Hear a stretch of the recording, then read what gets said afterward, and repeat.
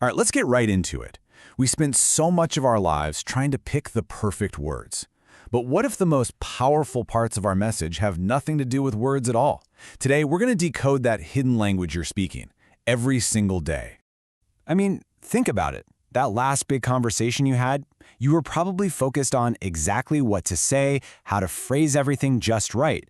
But what if the thing that really sealed the deal was something you never even said out loud? So, get ready for this number, because it's a big one.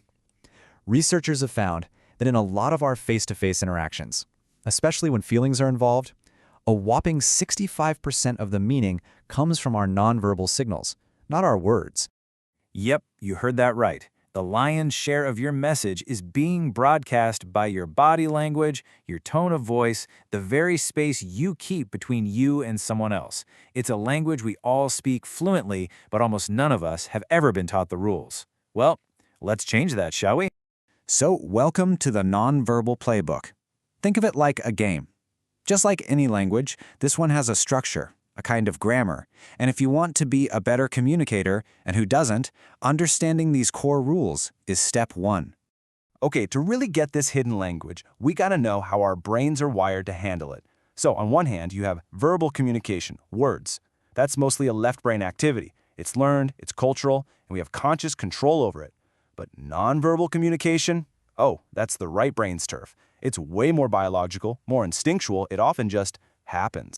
And it all boils down to these four core principles. First, nonverbal cues are the main pipeline for our emotions. Second, because they're so involuntary, they are incredibly hard to fake. Your body tells the truth, even when you're trying to lie. Now that also makes them more ambiguous. A raised eyebrow can mean a lot of things, right? And because of all that, we almost always find nonverbal cues to be more credible. And this credibility thing is huge, especially when we get what are called mixed messages. You know the scene. You ask someone, "Are you okay?" And they say, "I'm fine," but their shoulders are slumped, their voice is flat, and they won't look you in the eye. What do you believe? The words or the body? It's the body, every single time. So if this is a language, how exactly is it spoken? Well, it turns out we're broadcasting on multiple channels at the same time. Let's break down the big ones, so you can start to see them and hear them out in the wild. First, let's clear up something that trips a lot of people up.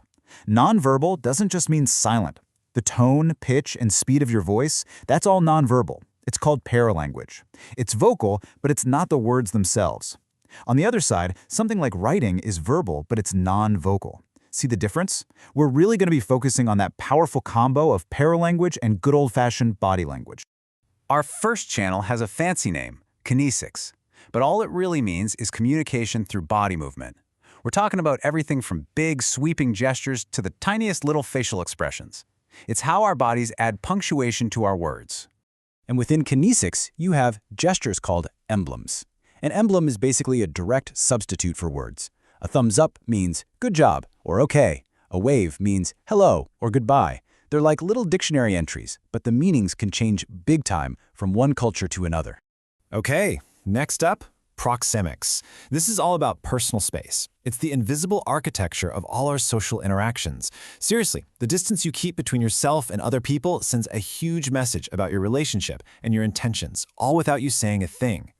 For US Americans, researchers have kind of mapped out these invisible bubbles we live in. We've got four main zones. There's the intimate zone for our closest relationships, the personal zone for friends, the social zone for colleagues, and the public zone for things like speeches. And when someone crosses into the wrong zone without an invitation, yeah, that can feel really uncomfortable, even threatening. Now for one of the most powerful, and let's be honest, trickiest channels, haptics. In other words, communication by touch. Touch is absolutely essential for human connection, but its meaning depends so heavily on the context, the relationship, and the culture. You can really think of touch on a kind of spectrum. It starts at the functional professional level. Think a doctor or your barber. Then you've got social, polite touch, like a handshake. It gets warmer with friendship, like a hug.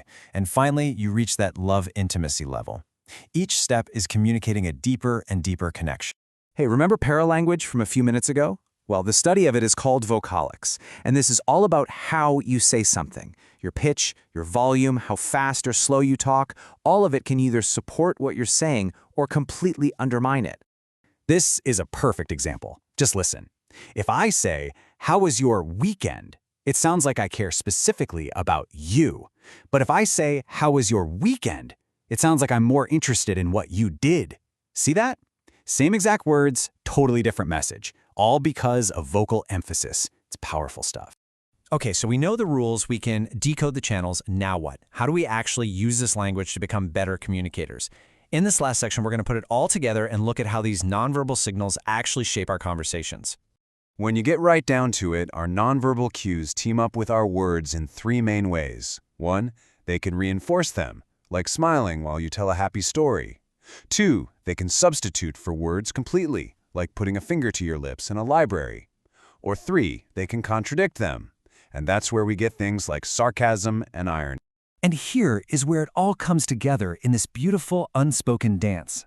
We're constantly using nonverbal cues to manage the back and forth of conversation. You lean forward slightly to show you've got something to say. The speaker gives a little head nod to pass you the conversational baton.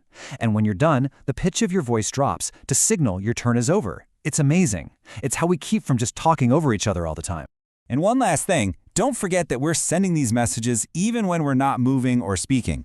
The clothes we wear, the car we drive, the pictures we put on our desk, these are all nonverbal messages called artifacts, and they are constantly broadcasting signals about who we are, what we value, and what groups we belong to. So here's the big takeaway. You are a multi-channel broadcaster. You are always sending messages, whether you mean to or not.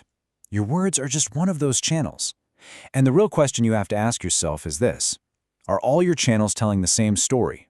Your words are telling one story. What story is your body telling?